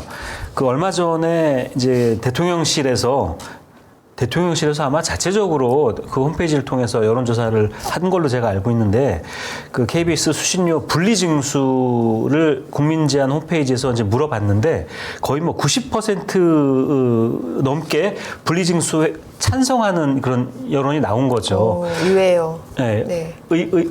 저는 의외는 아닐 거라고 생각을 하는데 다 뭐 이렇게 원하긴 하니까요. 근데 어쨌든 그 여론조사가 좀 이상하더라라고 지금 경향신문이 오늘 아침에 지적을 한 겁니다. 그래서 같은 사람이 두 번 이상 댓글을 썼다든지 이렇게 해서 여론을 조작한 흔적이 있다. 이런 내용을 지금 경향신문이 오늘 일면에 다뤘더라고요. 네. 알겠습니다. 이 문제도 좀 더 소속들이 좀 봐야 될 것 같고요. 네. 이동관 씨 얘기로 좀 가볼게요. 이동관 씨 기사를 쭉 가져오셨어요. 4년 전 이동관 존재 자체가 압력일 땐 전화 말아야 내로남불. 그리고 셋째 딸 낙태병원 알아봐. 이동관 과거 남아설원 발언도 소환.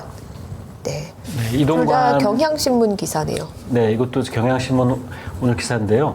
이동관 씨는 이동관 씨라고 부르는 게 낫겠죠.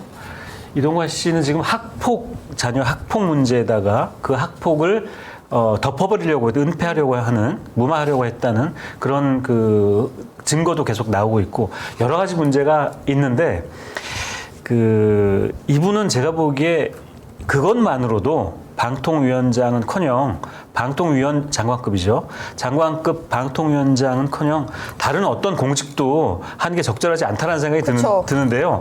그거 말고 지금 계속 이동관 씨의 예전 발언이라든지 이동관 씨의 그 과거 공직 시절에 있었던 문제 이런 것들이 지금 계속 지금 나오고 있는 겁니다. 지금 앞에 지금 나온 그 위에 4년 전 존재 자체가 압력일 땐 전화 말아야 이거는 이분이 그 조국장 전 장관 딸 표창장 그리고 그 관련해서 유시민 전 노무현재단 이사장 그리고 김두관 그 의원에 대해서 이야기를 하면서 그 두 분이 이제 동양대 최성해 총장한테 이제 전화를 건 적이 있었잖아요. 조국 장관 그 표창장 문제 관련해서 최성해 총장이 그 연루돼 있지 않습니까? 근데 그거를 거론하면서 존재 자체가 압력일 땐 전화하지 말아야 된다라는 얘기를 했어요. 그런데 나중에 알고 보니까 이동관 씨가 하나고 이사장한테 전화하고 막 이런 전화를 했다는 거 아닙니까? 그렇죠. 그래서 이 제목이 지금 내로남불이라는 표현이 지금 나온 거예요. 남의 그 문제에 대해서는 지적을 하고 자기 문제에 대해서는 이렇게 그것이 문제인지 아닌지도 모르는 이런 분인 거죠. 그리고 그 밑에 있는 그 경향신문 기사죠. 셋째 딸 낙태병원 알아봐. 이거는 너무나 충격적이어서요. 이분 따님이 그 아들을 갖고 싶었는데 이동관 씨도 아들을 원했고 근데 그 딸이다. 뭐 이래가지고 낙태할 병원을 찾아봐야 되겠다. 이런 발언을 했다는 거거든요. 이거는 뭐 남아 선호 사상을 넘어서 생명을 이렇게 이거는 뭐라고 제가 시대착오적이네요. 네, 참. 시대착오적이고 아유. 예. 자 그리고 또 하나가 있죠. 그리고 이동관 씨가 MB 때 지방선거 앞두고 언론 탄압 지휘했다. 이거는 고민정 민주당 의원이 국회에서 아마 자료를 가지고 이야기를 한 것 같습니다. 이동관 씨가 2010년인가요? 11년 그 MB 시절에 홍보수석 그 당시에 국정원에 요청을 했다는 거예요. 조사해서 자료를 만들어 달라. 근데 그 자료는 뭐냐 하면 그 선거를 앞두고 지방선거가 이제 그 예정이 되어 있었는데 지방선거를 앞두고 여러 언론들의 성향을 조사해서 보고를 하고 그리고 거기에 대한 대책을 좀 만들어서 보고를 해달라라고 해서 그 국정원이 만든 보고서인데 수신처는 홍보수석실로 되어 있더라고요. 그래서 이게 이동관 씨가 홍보수석 시절에 그 정보기관인 국정원에 의뢰를 해서 언론에 개입하고 언론을 움직이려고 했던 그런 요즘 제목에 언론 탄압 지휘를 했다라는 표현이 있는데 고민정 의원이 또 그런 표현을 썼더라고요. 이거야말로 과거에 전두환 시절에 보도지침 같은 그런 거를 꿈꾸고 만든 그런 보고서 아니냐 이런 지적을 했는데 만약에 이게 사실이라면요. 이분은 정말 언론 쪽에 다시는 그 언론 쪽에 얼씬도 말아야 되는 분입니다. 방통위원장이 웬 말입니까, 솔직히. 예. 지금 윤석열 정부 입장에선 너무 입맛에 맞는 사람이겠지만 국민은 모두 반대합니다. 네. 계속 보면 지금 미디어 민들레에서 이동관 지금 키워드 같은 거 계속 살펴보고 계시잖아요. 네, 주간 키워드. 그런데 이동관 씨 이름이 부정어로 굉장히 많이 나왔군요. 그러니까 이동관 이름이 검색이 될 때 이것이 부정적인 그런 의미, 그런 부정적인 의미와 관련되는 그런 검색이 10이면 8개라고 하는 것이죠. 네, 긍정적인 의미와 관련되는 검색은 그 나머지 10몇 프로밖에 안 된다는 예, 압도적으로 부정적인 그런 의미로 검색이 되고 있다. 10몇 프로 있는 게 좀 신기할. 오히려 그게 신기한데 네, 상황인데. 시중에 아무튼 시중에 여론이 이렇다고 하는 것이죠. 네, 그래서 키워드를 여기서 자세히 좀 네. 예, 가져오셨는데 네. 그러면 이것도 보면 언론에서는요. 네. 언론에서는 이게 지난주 키워드 분석이거든요. 네. 지난주 건데 언론에서는 이동관이라는 검색어가 그렇게 많이 나타나지 않았어요. 정유정 네. 그 아시죠? 네네네. 예, 그리고 감사원 이런 거를 이제 언론에서는 막 이슈화해서 언론에서는 이런 거에 언급량이 급증했는데 SNS나 커뮤니티 유튜브에서는 이동관 그리고 이래경은 민주당 혁신위원장 후보로 올랐다가 그만 네. 사퇴하신 분인데 이런 키워드들이 언급량이 급증했다는 거죠. 그러니까 언론이 만들어낸 또 여론과 SNS나 커뮤니티 유튜브에서 만들어지고 있는 여론이 역시 달랐다. 네. 이런 이야기고요. 그리고 지금 말씀하신 것처럼 압도적으로 82% 연관 검색어는 거의 대부분이 학폭 네. 이런 거였더라고요. 근데 계속해서 이렇게 SNS나 커뮤니티 여론과 언론과의 어떤 괴리가 느껴지는 게 참, 네. 이걸 다른 언론들도 좀 봐야 될 것 같아요. 이 민들레는 사실 이거를 보고 민들레가 하시지만 민들레가 청구할 게 아니라 다른 언론들이 좀 봐야 되는데, 그렇죠? 네. 다른 언론들은 아마 별로 보고 싶지 않을 것 같아요. 네. 귀 닫고 눈 네. 감고. 여론은 자기들이 만든다고 생각을 하지. 네. 어떻게 여론이 이런 SNS나 이런 플랫폼에서 그게 정말 바른 여론이냐. 그러니까 조선일보가 매일 이런 유튜브나 SNS에 가짜 뉴스 많다라고 하면서 그것은 여론이 아니다. 이렇게 이제 매도하고 있지 않습니까? 근데 정작 가짜 뉴스는 제가 보기에 제일 많이 만들어내는 곳이 언론일 수도 있다. 라는 거죠. 예, 그러니까 네. 이른바 레거시 미디어. 지금 이 언급량 추이 분석한 것도 이렇게 가지고 오셨는데 어마어마하게 지금 이동관 씨 그렇죠? 부정어가 늘어난 걸 볼 수 그렇죠. 있고. 그만큼 이제 이게 네. 불안, 걱정인 것이죠. 네. 언론을 친정권 언론으로 만들려고 하는 어떤 그런 움직임이 구체화되고 있고 강행되려고 하는 것에 대한 국민 일반들의 불안과 걱정인 거예요. 그렇죠. 네. 자, 그리고 이번 이제 조선일보 기사 가져오셨는데 원칙 세우니 건설 현장에 평화가 네. 왔다. 네. 아니 이런 또 무슨 네. 네, 제목만 봐도 지금 뚜껑이 열리네요. 네, 제가 이제 설명하고 싶은 것은 이거예요. 지금 이제 원칙을 세우니 건설 현장에 평화 왔다라고 하는 조선일보 기사는 지난 3일자에 일면의 머릿 기사로 실린 기사예요. 네. 조선일보가 이제 펼쳐왔던 이런 건폭 추방, 건폭에 대한 일종의 말살이라고 해야 될 정도의 그런 반 건설 노조 네. 그런 캠페인을 정부와 함께 펼쳤죠. 그래서 그 결과 이렇게 건설 현장에 평화가 왔다고 하는 일종의 승전보와 같은 보도를 한 거예요.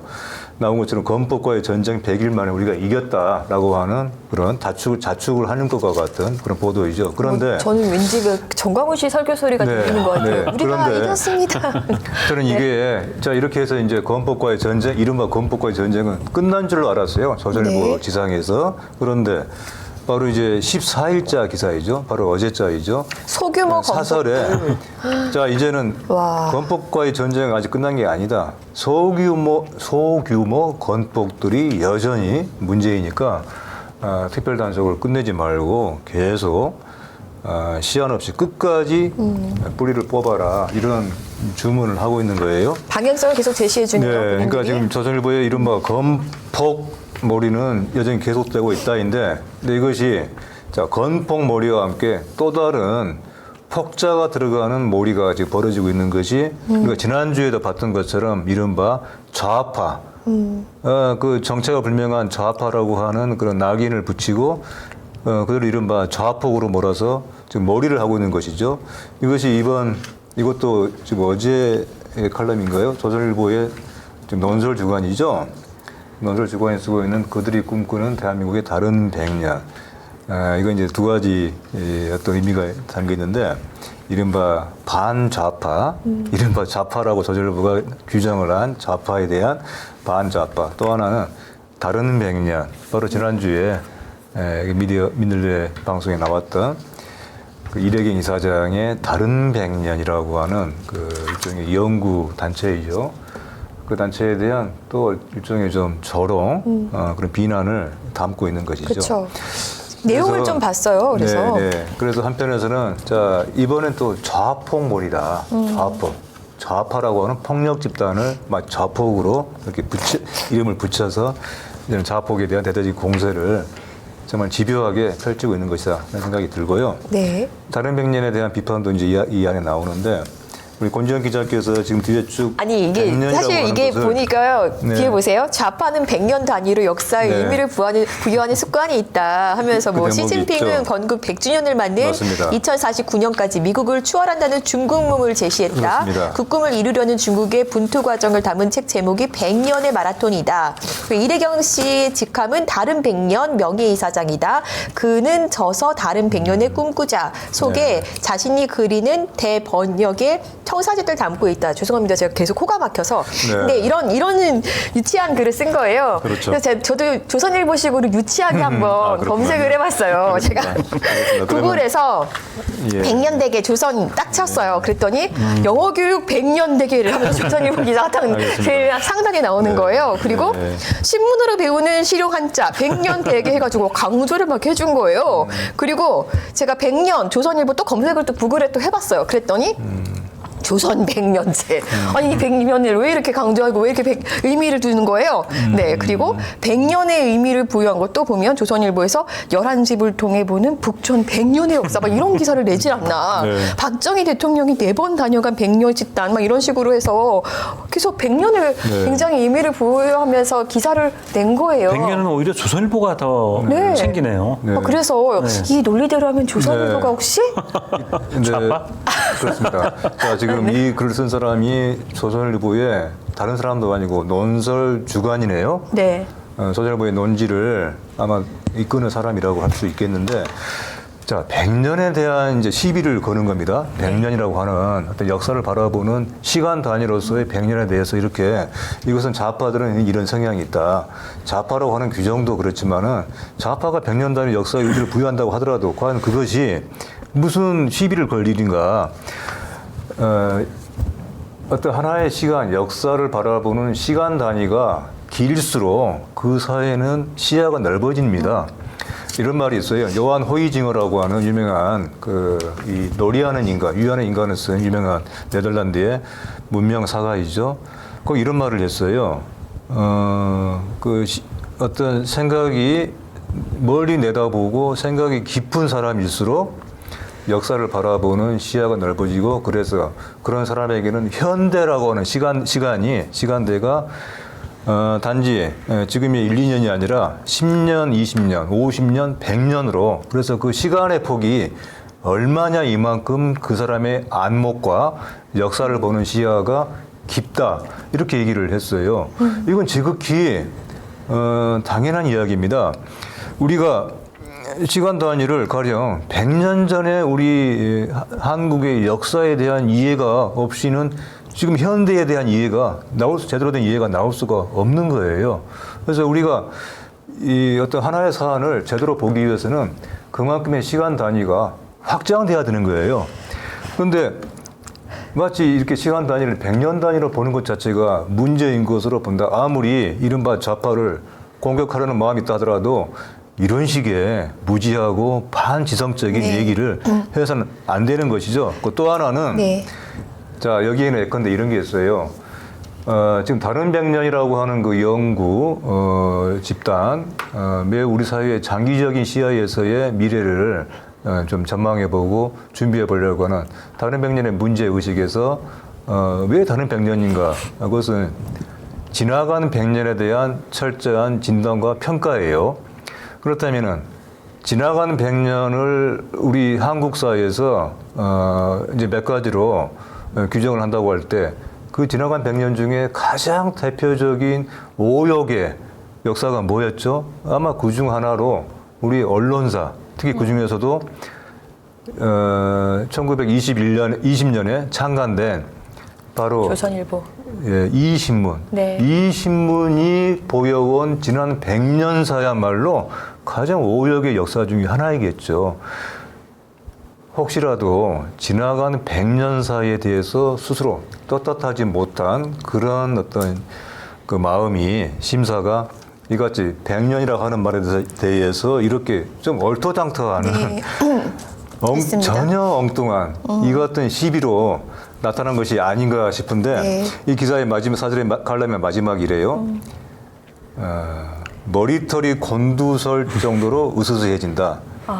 이런 글을 보는 사람들의 마음이야말로 정말 머리털이 곤두설 정도로 으스스해진다. 그쵸. 그렇게 얘기를 하고 네. 싶네요. 그리고 뭐 민주화 이제 어떤 항쟁이나 민주항쟁들에 대해서 이게 고등학교 교과서에 실린 것들을 또 비판하고 있잖아요. 이게 뭐 산업화나 이런 것보다 더 앞서서 있고 더 분량이 많고 이런 식으로 민주화의 수혜를 너무 보고 계세요, 지금 조선일보가. 그렇죠? 그렇죠. 네. 역설이죠, 그것이. 그러니까요.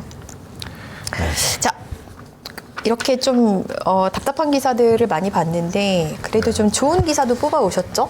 예. 네, 어떤 기사인가요? 마무리는 훈훈하게 이제 좋은 기사 그렇게 순서를 잡으셨군요. 그래도 좀 열을 식히고 네, 우리가 또 네. 네, 잠자리에 드셔야 되니까. 야, 네. 그게 또 깊은 뜻이 있어. 네. 저는 아까 최악의 기사만 하고 나쁜 기사, 아니, 좋은 기사 얘기를 안 하시길래 그냥 건너뛰나 했는데. 그럴 리가요. 정말 네. 생각이 깊으세요.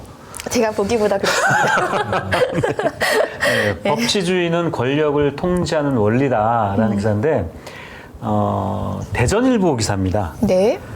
저도 대전일보 지역신문이잖아요. 지역신문 대전일보 기사의 칼럼을 가지고 오게 될 줄은 몰랐는데, 제가 뭐 대전일보를 구독하거나 막 열심히 찾아보는 건 아니고요. 사실은 제 SNS에 어떤 분이 이 칼럼을 올려주셨어요. 뭐라고 올려주셨냐면 아무 말도 안 하고 올려주셨어요. 그래서 이게 뭐지 하고 저는 열어봤는데 정말 그 좋은 칼럼이에요. 그래요. 어떤 내용인가요? 특히 지역 언론인데, 네. 예, 우린 지역 언론 잘 이제 관심 있게 안 보는데 아무튼 이 내용은 뭐냐면요. 법치주의란 무엇인가? 사람들이 이분이 이제 어떤 TV 토론을 봤는데 어떤 분이 그런 얘기를 했다는 거예요. 판사인데 그 법치주의는 국민들이 법을 잘 지키도록 하는 게 법치주의다라고 얘기를 했다는 거예요. 그걸 보고 이분이 깜짝 놀랐다는 겁니다. 아니 무슨 판사라는 분이 저렇게 한심한 얘기를 하는 거냐라고 생각해서 쓰신 글이에요. 판사 이름이 구창모입니다. 대전지법 부장판사인데 가수 이름인데. 구창모라는 가수를 아세요? 어머, 제가 왜 알죠? 그럴 리가. 어머, 들었나 봐요, 어디선가. 그러게요. 네. 예, 아버님이 그 구창모 노래를 많이 들으셨나 보네요. 그런가 그래서 봅니다. 들으셨나 네. 본데요. 그러면서 이 법치주의가 아까 말씀드린 것처럼 국민들이 그렇게 법을 지키라고 특히 노사법치주의 이 대통령이 이제 그런 얘기를 했다는 거죠. 우리 윤 대통령이 노동개혁의 출발점은 노사법치주의라고 뭐 이렇게 얘기를 했다는 건데 노사법치주의를 얘기하면서 노조가 법을 잘 지켜야 된다. 무슨 시위도 하지 말아야 되고 집회도 하지 말아야 되고 그거를 노사법치주의라고 이제 윤석열 대통령, 윤 정부가 그렇게 얘기하는데 그게 아니다라는 거예요. 여기 뭐 그 보면은 불법 집회, 불법 시위에 대해서는 엄정한 법 집행이 필요하다. 그러나 그 엄정하다는 것이 최루액 캡사이신을 뿌려대고 안전 난간도 없는 고공의 좁다란 발판에 서 있는 사람들을 피가 나도록 몽둥이를 때리는 것을 의미하지는 않는다. 그 법치주의라는 그런 것이다. 그리고 대통령이나 이분 판사신데 대단하신 것 같아요. 그냥 대통령이나 하면서 대통령이나 경찰청장이 맞지도 않는 법치주의라는 용어로 현장의 경찰관과 국민을 잘못된 인식으로 빠뜨려서는 아니 된다. 자, 결론은 법치주의는 근본적으로 시민노동자나 국민에 대한 규범이 아니고 역사 발전을 거스르는 퇴행이 벌어지지 않도록 대통령과 같은 권력자의 권한 남용을 통제하는 원리다. 아멘. 아멘.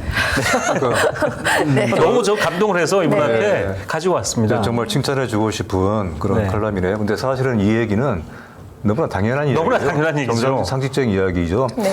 근데 우리가 이제 흔히 가장 오해하고 있는 용어 중에 하나가 또 아마 법치주의일 거예요. 법치주의라고 하는 것은 법의 지배라기보다는 법에 의한 지배인 것이고요. 그리고 그 지배는 주로 누구에 대해서냐? 국민에 대한 법의 지배가 아니라 법에 의한 지배가 아니라 권력에 대해서 법에 의한 통제이죠. 사실 이것이 법치주의예요. 어떻게 권력을 견제하고 그것의 원함형을 제대로 감시할 것인가. 그것을 법을 통해서 하겠다는 것이 법치주의의 본질인 것이거든요. 그렇죠. 근데 네. 지금 많은 사람들이 법치주의 하면 마치 준법을 하는 것으로 국민들이 교통질서 잘 지키고 하는 것으로 오해를 하게 이제 만들고 있어요. 그리고 그런 오해를 많이 특히 조장하고 있는 것 중에 하나가 언론이기도 하고 또 상당 부분 교육이에요, 교육. 그래서 법은 무조건 잘 지켜야 된다. 마치 이것이 법치주의인 것처럼, 물론 법은 우리가 사회가 합의한 어떤 규범이기 때문에 거기에 대한 상당한 준수가 필요하죠. 하지만 애초에 이런 법치주의가 나오게 된 가장 본질적인 그 출발은 바로 이겁니다. 구창모 판사가 쓴 것처럼 바로 이런 상식에 대한 이해가 필요한 것이에요. 너무나 당연한 이야기인데 이런 얘기가 참 사람들에게 신선하다. 뭔가 참 요새 보기 드문, 보기 힘든 그런 이야기다. 또 이제 이것이야말로 사실은 지금 법치주의가 어떻게 오해되고 있는지에 대한 하나의 지금 현상인 것 같아요. 윤석열 한동훈한테 이 칼럼을 읽도거나 전달해 드려야겠습니다, 여러분. 네. 네, 오늘 저희가 딱 1시간 30분 목표로 왔는데 10분 좀 초과했지만 그래도 빨리 끝냈습니다. 여러분 어떻게 보셨는지 모르겠는데요. 답답한 나날들이에요. 그렇죠? 네, 왜 이런 시절을 우리가 지금 겪어야 되는지 사실 저는 좀 이해도 안 가고 잠도 잘 안 오고 막 그런데 진보는 더디지만 발전한다고. 그래서 진보하고 있는 거 맞죠? 좀 그렇게 위로를 해야죠. 네. 그렇지만 우리가 끝까지 또 기분을 아까 그 잃지 말고. 불감증 이제 정리하는 시간인가요? 네. 아까 불감증 얘기를 했지 않습니까? 이게 기억 불감증이기도 하고 자기가 했던 얘기를 뒤집는 그런 얘기를 이제 한 것인데 그 쓰레기가 있다고 할 때요. 쓰레기.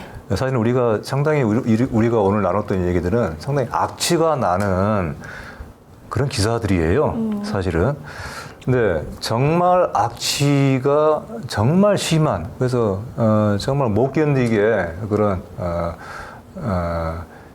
지독한 냄새를 내는 쓰레기는 사람에게 있어서 사람의 바깥에서 나는 쓰레기 냄새가 아니에요. 자기 안에 있는 쓰레기로부터 나는 냄새가 사실은 가장 지독한 것이죠.